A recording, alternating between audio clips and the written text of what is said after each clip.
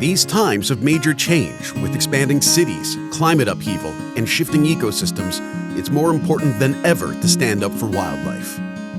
The Fur Bears, with the support of thousands of Canadians through 2022, achieved a great deal for animals, educated the public, and worked to make our communities a better place for humans and wildlife. We stood up for black bears, publishing years of data and showing communities the impact their choices have, ultimately reducing the number of bears killed. We filed a formal complaint over bear cub killings, requested a review of existing guidelines, and called for an audit of the BC Conservation Officer Service with the Auditor General.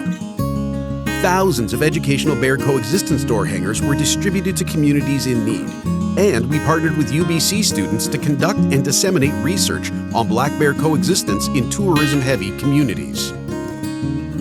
Wolves living far from our communities were also in need of protection through 2022. The Fur Bears exposed disturbing new information about methods used to kill wolves and wolf pups in BC's wolf cull, and submitted a complaint to the province over its monitoring of the wolf cull. We partnered with numerous organizations and continued the call to end the cull. British Columbia banned mink farming in 2021, and the Fur Bears kept the spotlight on fur farming across Canada this year.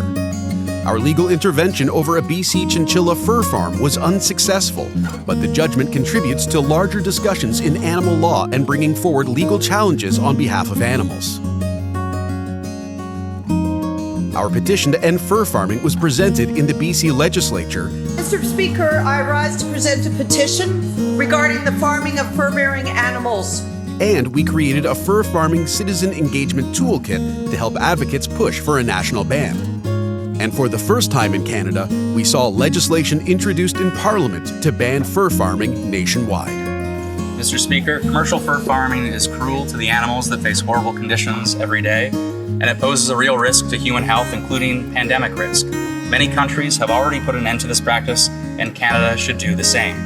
In 2022, we educated the public on wildlife and the importance of coexistence.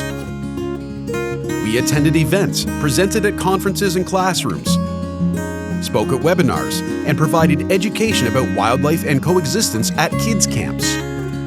We announced the winners for our inaugural Arts and Science Scholarship, which supported projects that help promote coexistence. The scholarship is now in its second year, and we're excited to see this program grow with new recipients announced for 2022.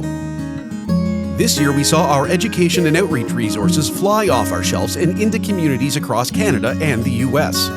We sent thousands of free coyote and bear coexistence door hangers to supporters to distribute in their communities and educate their neighbors about living with wildlife. We continue to raise awareness and provide education about wildlife across social media and our website. We also need a huge shout out to our amazing volunteers who have contributed their time and expertise to create content about wildlife and assist in achieving our goals. Our podcasts, Defender Radio and The Switch, focused on solutions including urban meadows, green infrastructure, and ethical purchasing.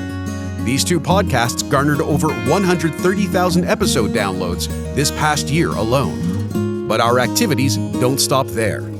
Our work to protect wildlife was far-reaching. We advocated for non-lethal solutions for beavers in Airdrie and Calgary, Alberta, offered rewards for poaching incidents in British Columbia, filed a lawsuit against coyote killing contests in Ontario, published a literature review on urban feeding of wildlife, spoke against the killing of coyotes in Burlington and Ottawa, advocated for stronger protections for rabbits in BC, and signed on to numerous letters with our provincial, national, and international allies calling for better protections for wildlife. We saw victories and challenges.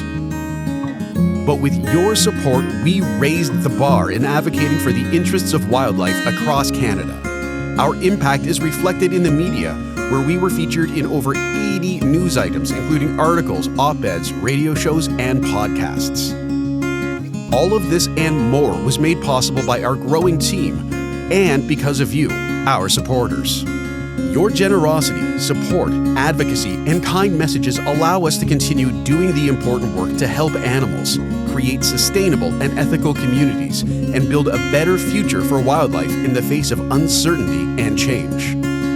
2022 was an important year in our growth and the impacts that we had, and we're we're excited to continue sharing our journey with you into 2023. Thank you for everything you do for the animals.